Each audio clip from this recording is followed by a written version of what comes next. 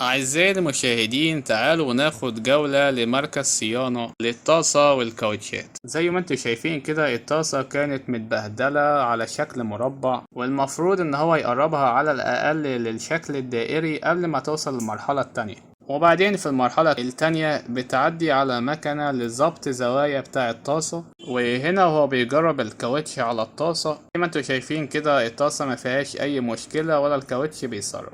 المرحلة اللي بعد كده بتبقى خاصة بالكاوتش، علشان لو في أخرام والكاوتش مشروخ ولا حاجة فبيعالج كله ده. وما تنسوش سبسكرايب للقناة.